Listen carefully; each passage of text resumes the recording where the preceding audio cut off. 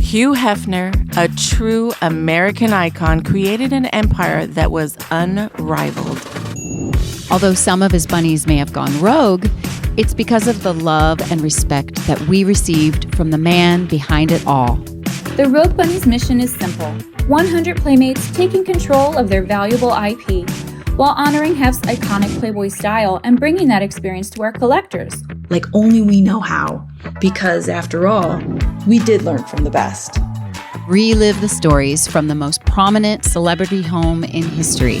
From those of us that lived it, The employees that worked it, and the guests who loved it. and the mayhem continues. You've been listening to our show, Rogue Bunny's Mayhem. You've been here, we've been talking about how we're a big family, and I don't know of any other company that does this, especially once the company's kind of gone, that gets together, and we're doing our own family reunion. Victoria. It's awesome. Every year we do this in honor of Hef, and it's not everybody from Playboy. It's Hef's inner circle, Correct. It's Mansion staff, it's Playmates, and Hef's close personal friends, people that love Hef. And charismatic hangers-on like me. You're part of the Playboy family. You set up the phone lines. I think I'm honorable, Yeah, an honorary, You've rather. been around. I'm You've certainly been around. It's funny. I'm walking into a lot of the staff. We all worked together for so long. Like I said, I was here almost 21 years. Right? I know. And so over 2 decades, you develop lives. You know them. You've seen their kids grow up. You know, from when they were born. I used to have people's baby born pictures all up at my desk, and now they're they're in high school or graduating high school. It's crazy. But Hank Fawcett, run into him, and Hank ran. He was second in command under John Luther. Yeah. And then when John left, Hank actually took on, and he was the GM. But Hank been there forever. I go up to Hank, I see we're hugging it out and everything, and I just get this little burst in me, and I'm like, I got a surprise. And that was perfect timing, and then Scott walks in. Yeah. Nice. Yeah, well, Hank was my primary contact for hundreds of the radio shows that we produced there. And we're talking, Howard Stern, Adam Carolla, Wow. Frosty, Heidi, and Frank. The best. And Tom Leykis, most notably, I think. Wow. It was Those were fun. the Tom Leykis show, which relied heavily on phones. That's why we designed and built the phone system for the mansion. It needed to be radically expanded. That was probably That was a big deal at that time to have that kind of a phone line in that at a residence. Yeah, right? it was full T1, an enormous trunk of lines, and it was very difficult to do. Is it true that the mansion cost $2.2 million to take care of and run per year? I think it was a little over that. Oh, Yeah. Matter Amazing. of fact, props to John Luther when we started doing the charity events. We had been doing them now for probably about 4 or 5 years, to really get them ramping. And I'll never forget when John came into the office, he goes, "Look, guys, we did it. We're now a profit center." oh, amazing. Right on. Amazing, right? It's the best place to have a charity event because who wouldn't want to go there? And everybody's got excited to be there. So the money flows and the auctions go. And it's a great place to raise money for a charity. Hey, I want to step back just a minute. I feel like we didn't really set the tone. We didn't really describe the environment here. Because we were at the Playboy Family sure. Reunion. There's dozens and, I don't know, maybe 150, 200 folks here. Yep. All part of the inner circle and the Playboy family. The food and beverages are flowing, and it's such a great feeling. Yeah. And you mentioned that, how many company families can do this kind of thing? Because I sincerely say to our audience, name one. Yeah. Enron. Name one. No. Enron. I used to have a sticker on our paper shredder in the house office at the mansion. John Luther laughed. I put a big sticker on there that said property of Enron. That's funny. Well, Playboy had the Girls of Enron. Yeah. Oh, yes. Pictorial. Wow. Women of Enron. Oh, Do you remember that? I don't, but It was a hit. I can't believe that. Yeah. I believe it because you were saying it and you're a believable person, Yeah. but wow, that does not sound sexy. It was. All right. All right. There was a lot of people that worked there. It's, Got it. a few pretty ones in there. Okay, girls next door kind of vibe. Yeah. Okay, I get that. Cubicle next door. The cubicle next door. So, Victoria, for you, you're running into a lot of your sisters, and of course, the Yes. ones that live here and are involved with Rogue Bunnies. Obviously you haven't come, but is there some that you haven't seen in a while, and you're like, oh my gosh? Well, I've seen all of the Rogue Bunnies, but new girls that aren't in the Rogue Bunny family just yet. Yeah, there's been. I like how you said yeah. Yeah, there's quite a few of the girls. There's quite a few other playmates that are here actually, and there's one playmate named Lori Manconi, I think is her name. I think you have that right. And she was from 1979. Once again, how do you just pull this right out of your head? I love it. And she is flat out gorgeous.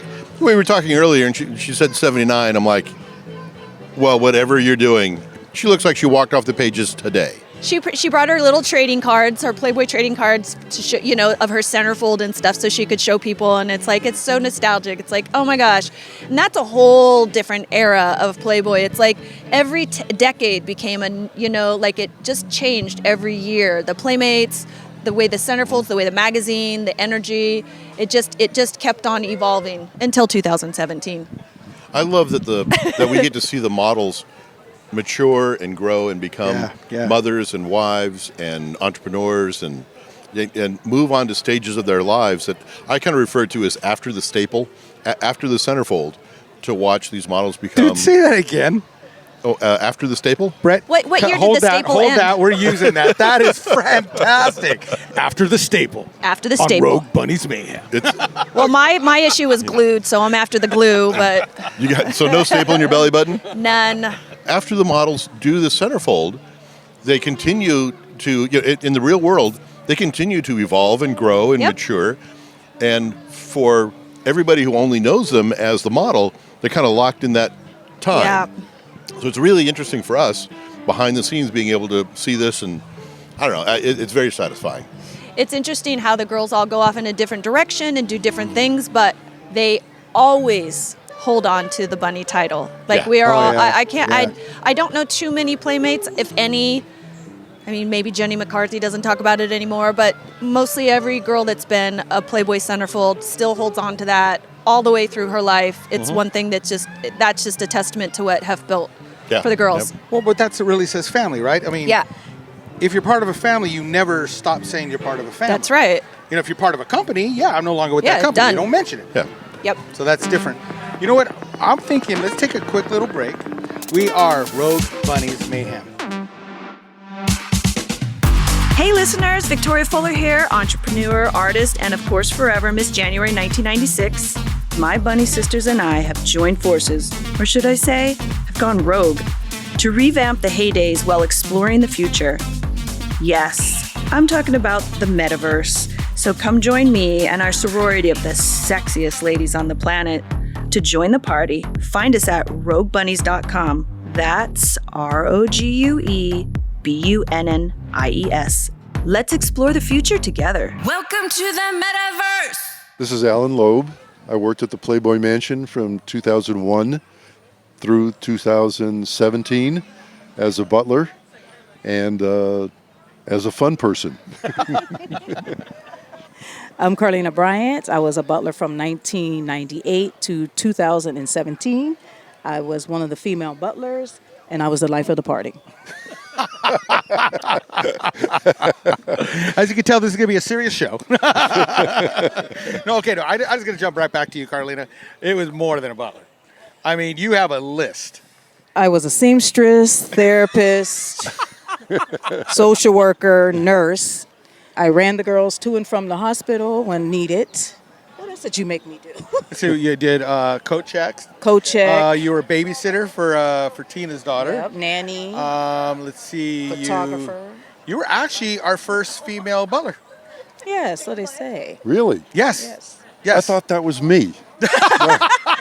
Well, you know what? You can't identify now if you want. So there you go. I'm not You're ready. older, so so then technically you would have been the first. I'm not ready yet. You're not ready to. So what do you guys think about having this reunion?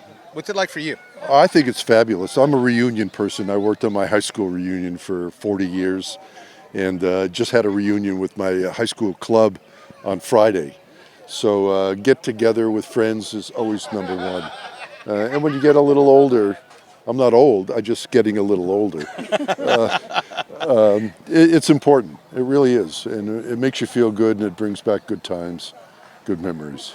about for you, Carlena? I mean, you traveled all the way in from Vegas. Yeah, with 3 hours of sleep.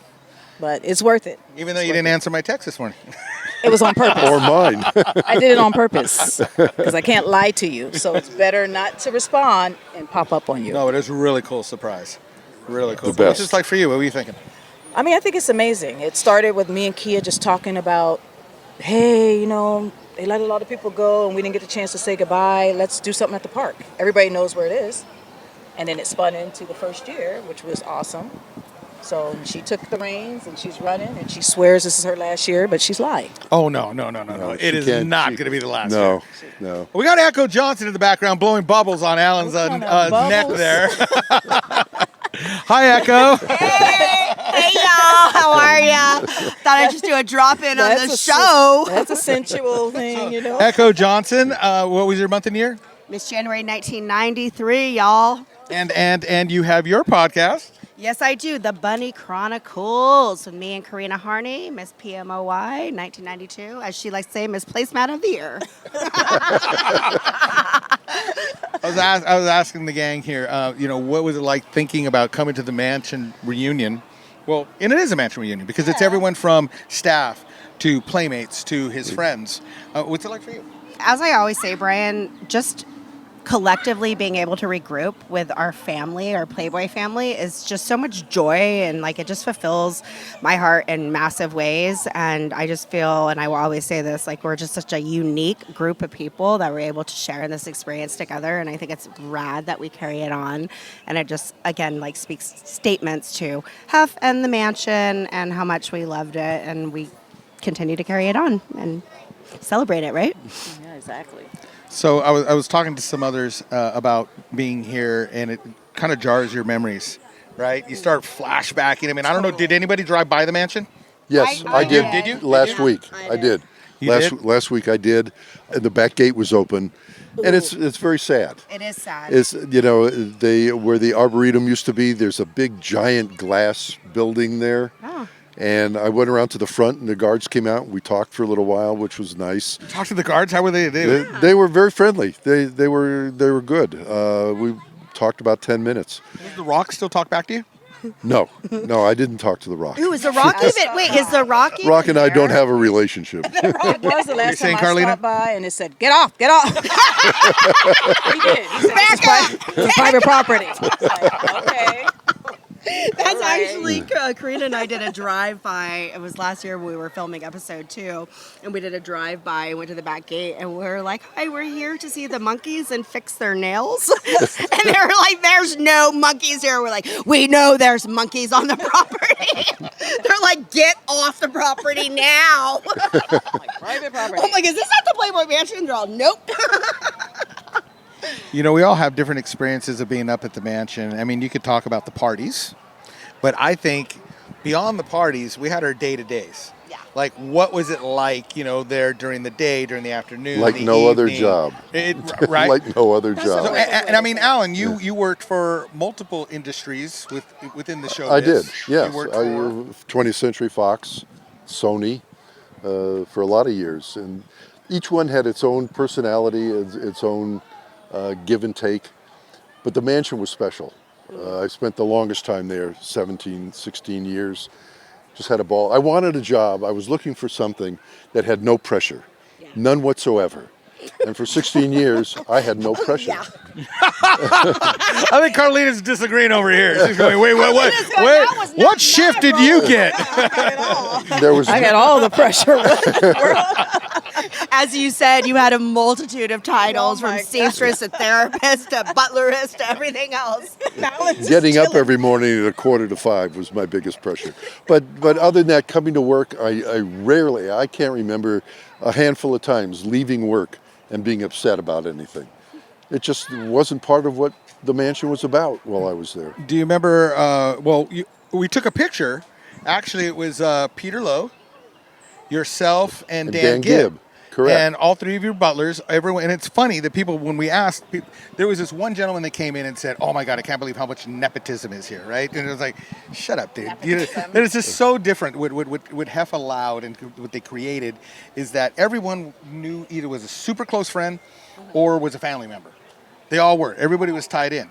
And I explained how, it worked because nobody would bring someone that would dare screw them up from being banned to ever bring someone back up. So you had actually had Peter Loeb brought me in to do Hef's 75th birthday.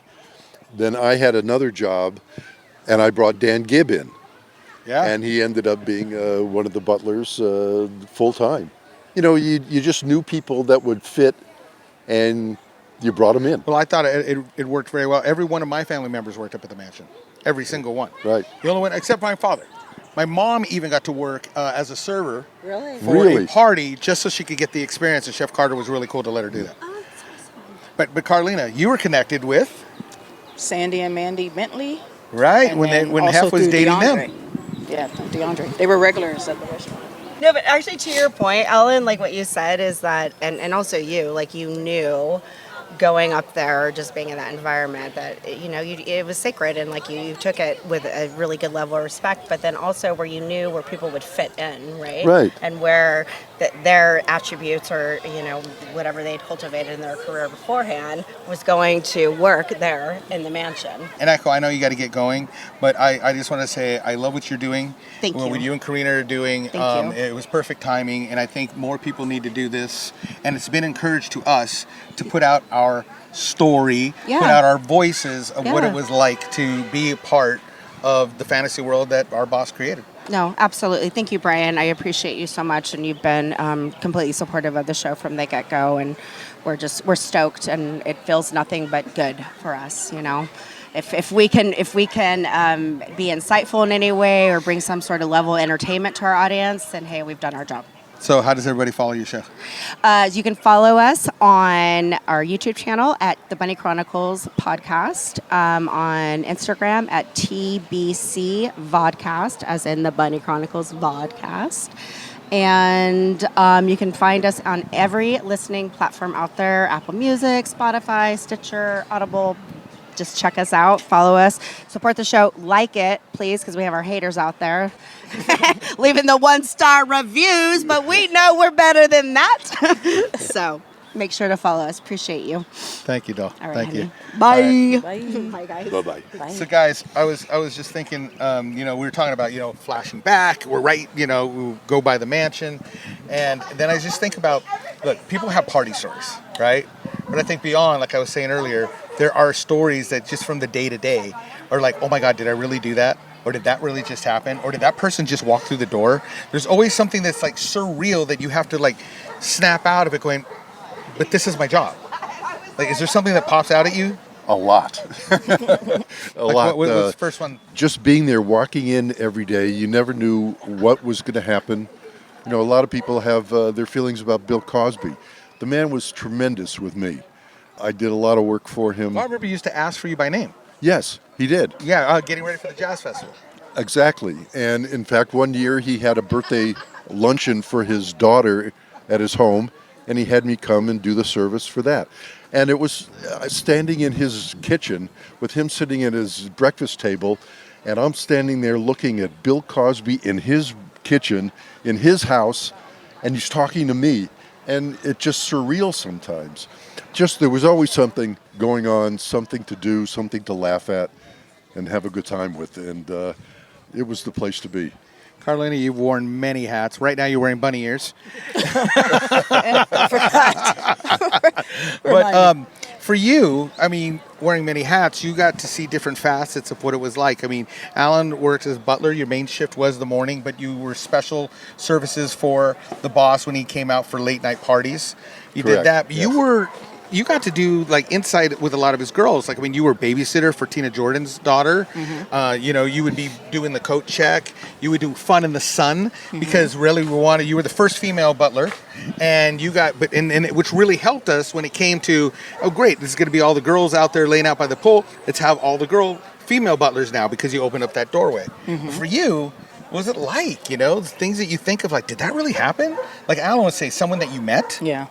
I have several. One, actually, it's funny with the Bill Cosby story.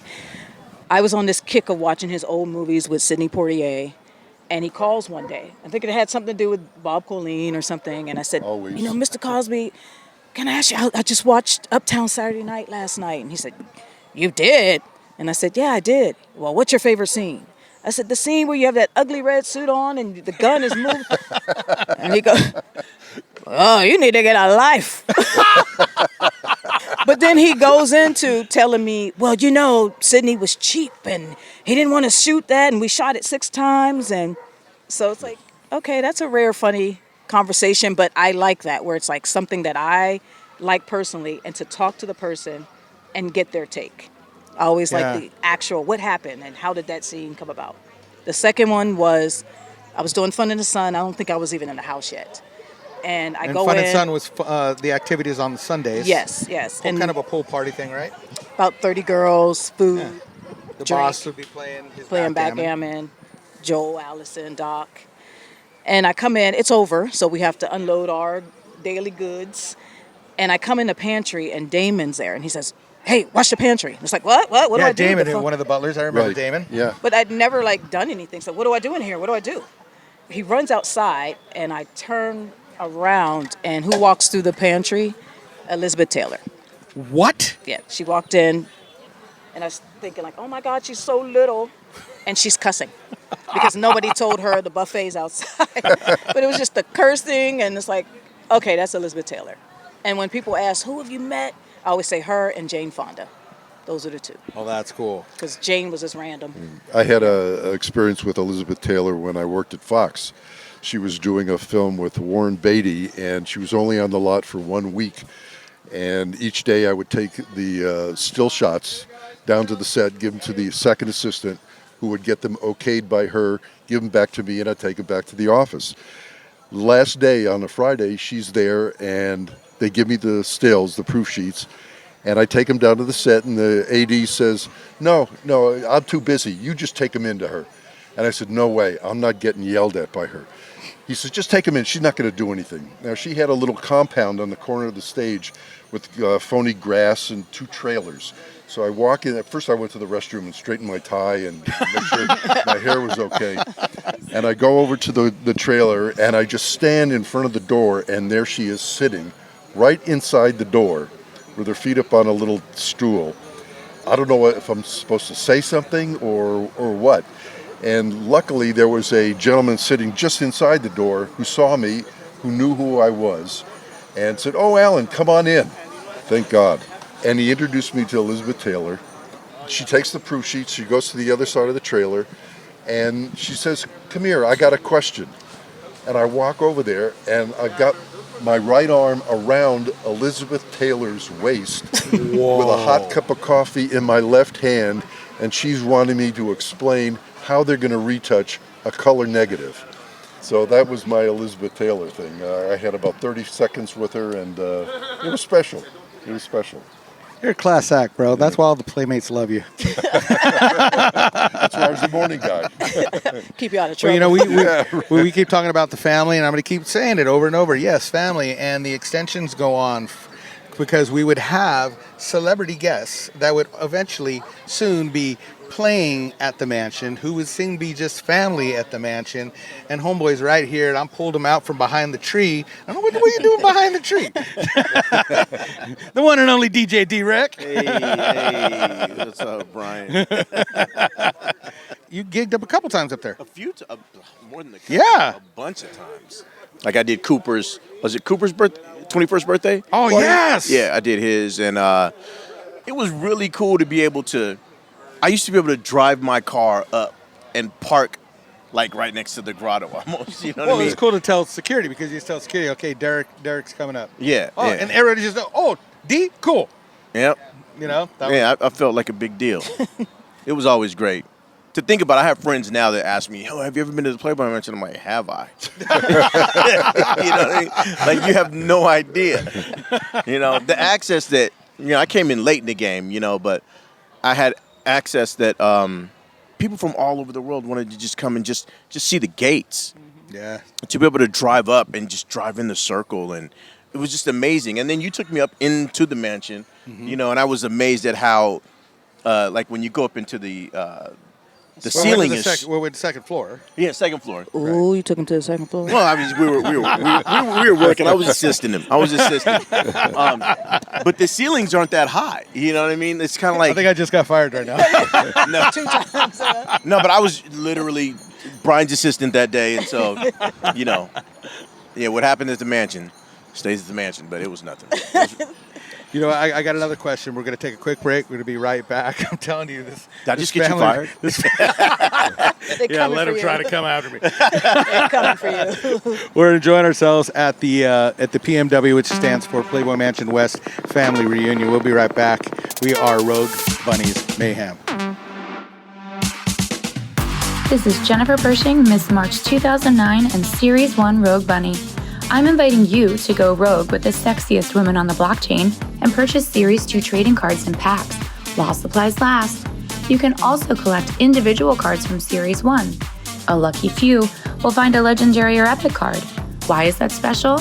Because you become an instant VIP with access to gated channels to chat with bunnies in our Discord.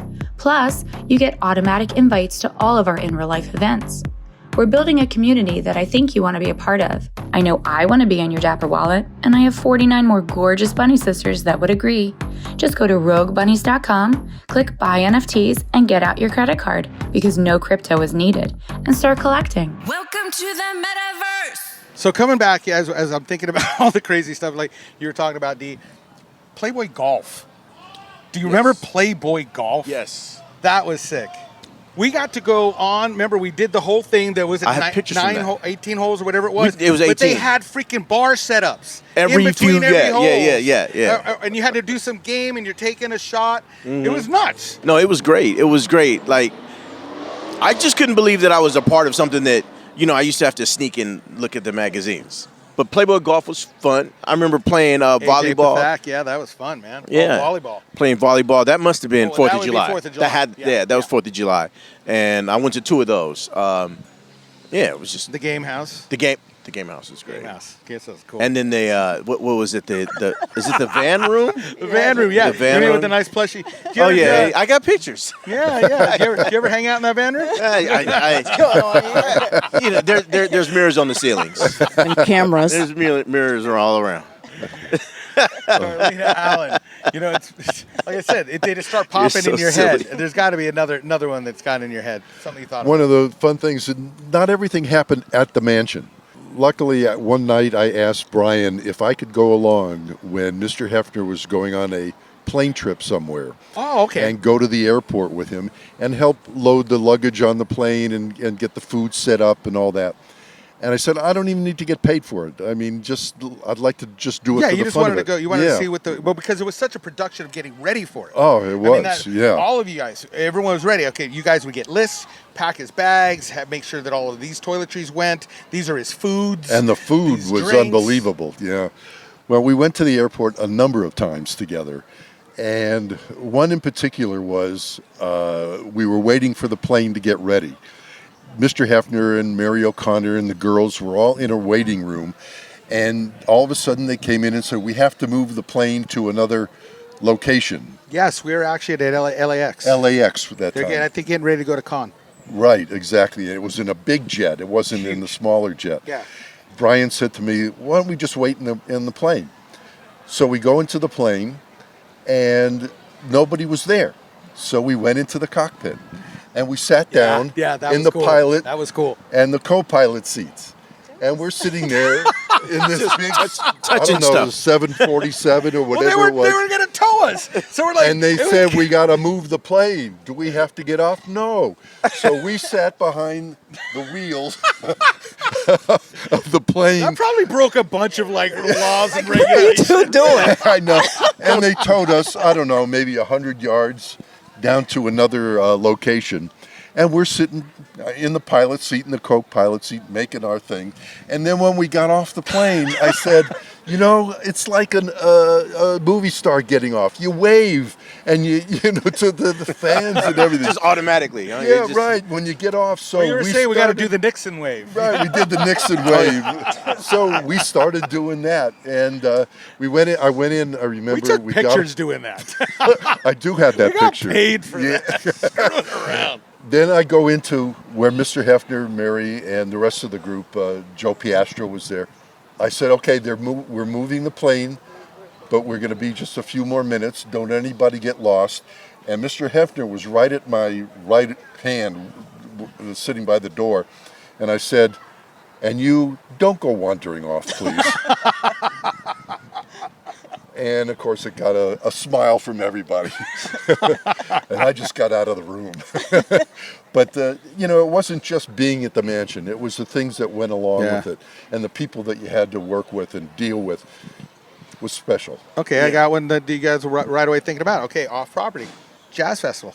I mean, it was I think awesome. I think I brought a cool bro to come join me in the box right behind you. Yeah, I was. It's funny because I got to sit directly behind Mr. Hefner, and then just being in the environment and hearing everyone, seeing the reverence that everyone had for Mr. Hefner. People outside of the mansion just called him Hugh, and I felt like that was so disrespectful. Like, hey, do you ever see Hugh Hefner?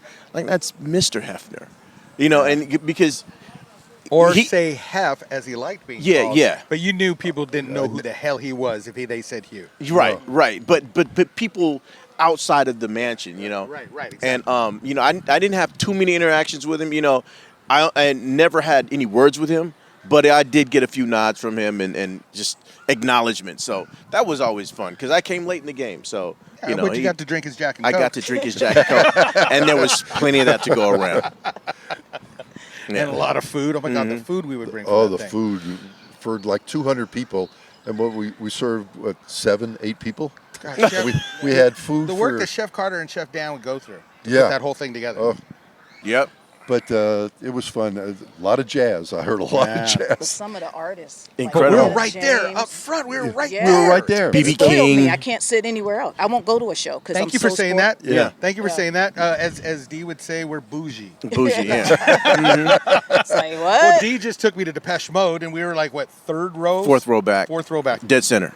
And the sad part is I was thinking about it, dude, remember when we did the Jazz Festival? Mm-hmm. This is how you got to do it. Yeah. If you don't do it, it's no fun anymore. Yeah. Right. I'm watching BB King just, sitting in front of me playing. Mm-hmm. Yeah. He, because he's looking around. Oh, wait. What was her name? Sheila E. Sheila E. Well, because you're a drummer. Oh, were you there when she said what's up to me? Yes. Because I did a gig with her, and I did a gig with her in Oakland, and I was like, I wonder if she's gonna remember. And she's going by and she's playing and stuff, and then we're in the little pit, and as she's going by, she turns around, she looks, and she goes, hey, and she kept doing I her have thing. a drumstick. Okay, she handed me. Okay. And I took a cool picture of her. You know how they put down the rail in the back? Mm-hmm. Yeah. So I took this really cool shot of her, and I posted it and tagged her on Facebook, and she took it off and put it in hers. And I was like, oh, we're real close, girl. Sister. So, she was the highlight. I remember when Ray Charles played. Oh, that's that would still have been surreal. something. Yeah. That's still surreal. Or Etta James. Eddie James. Yeah. That girl was nasty.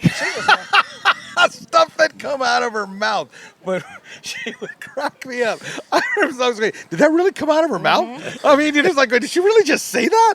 But she was hilarious. But I remember God, that woman's last time voice. she Wow. came, before she passed, she was in the chair, and her van, I guess it lowered down to get her out, and I just remember her coming down, and I'm like, hi, Miss James. Hello, baby. And I just remember that shine. Her hair was gray, but there was sparkle, and I'm like, look at that legend. Look at that legend. Meeting these people in that situation is so special. It's something, I was very lucky. You get the question, what was it like to work for Hugh M. Hefner? You know what I mean? Because you're saying you're working for a celebrity, or what was he like personally, or how did he treat you? Do you get that question, and how do you answer? All the time. Was he nice? All the time. I always say it is what you think it is, and it isn't what you think it is. Yeah. There's parties, but it's boring on an everyday basis. It's a real family. He lives there.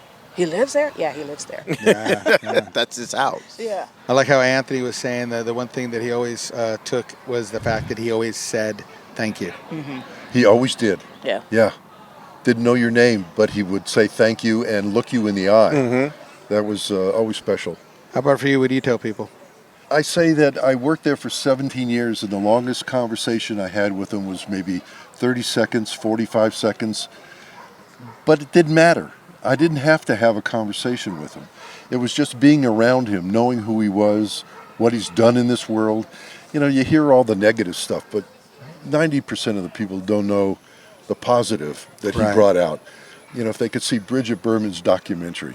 Ah, yes. That would teach you an awful lot and give you a lot of respect for who he actually was, not what people say about him. You know, since he's passed, I'll have these little glitches in my brain of like where I'll remember and stupid little stuff. It's now looking back going, what? What? Did we really do that? Anthony and I had this conversation. Did it really happen? Yeah. You know, do you ever have those surreal moments? Did things still flash I to you? always laugh at this. We had this weird thing. Like, I never forget, you remember the freezers when we had to defrost? Yeah. And Alan and JD didn't do it the day before. So I'm up there. I did the one downstairs, and I'm upstairs. So it's just me and security left. And he comes up, and that's when I had that short haircut, and it was nicely styled. Oh, yeah. And the steam just like this, and he comes in, he's like, and I went, They told me he's just to do- standing there, flopping Like his he was arms, looking frustrated. at you like, Like, what are you doing? What are you still doing here? And I went, they told me to do it, sir. JD and Alan didn't do it, so and he just shook his head and laughed and just. The one thing I learned about communicating with him was tell the truth 100%. Don't give him any crap. Tell him the truth. Admit your mistake. Right. If you made a mistake, tell him you made a mistake. And you were fine. Yeah. Never once came down on me when something went awry. Because I told him the truth. Nothing made up or anything like that. I think the key is look him in his eye. Do you mind telling the story of when you were babysitting and you were up there sleeping with Tatiana?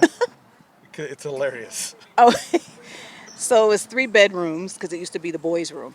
This is when you were babysitting. Or you were a nanny. When you Actually roped got me hired. into being a nanny. Yeah, I kind of Another worked that thing, in, didn't I? Yeah. I tell that story all the time.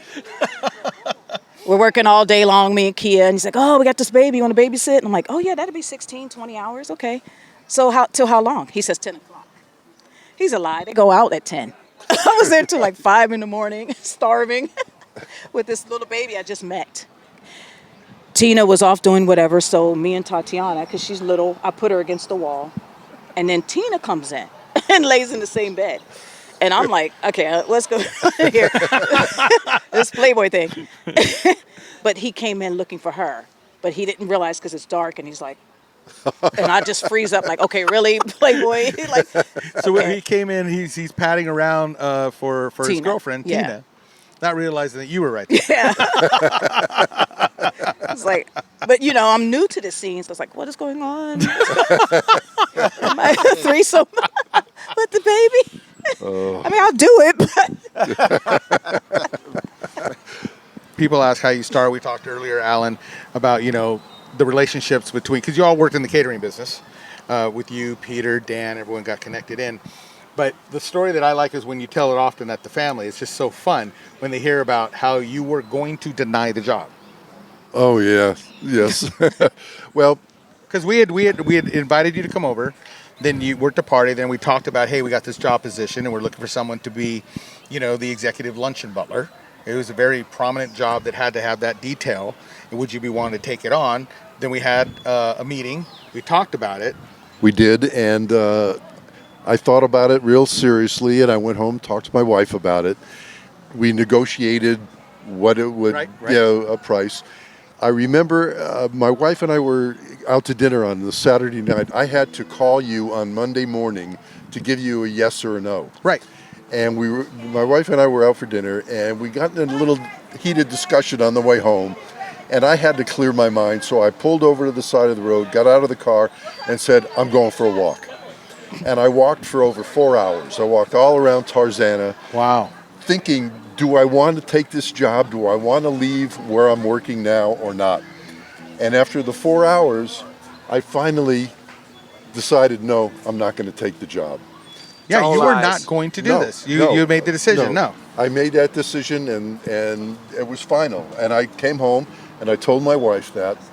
And now Monday morning comes, and it's about 8:30, 8:45. I'm supposed to call at 9 o'clock.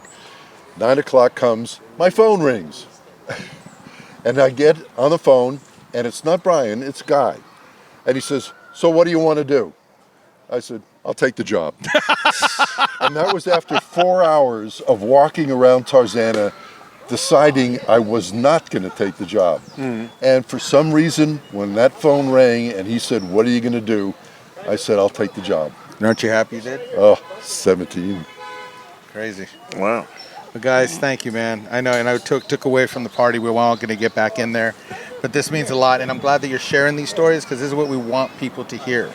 Certain stories get out there, and I think it owes the responsibility of all of us to all share our stories then, you know, and let the listeners, let people make up their own determination of what life was. Well, you want to know what Playboy was like from our point of view at the mansion?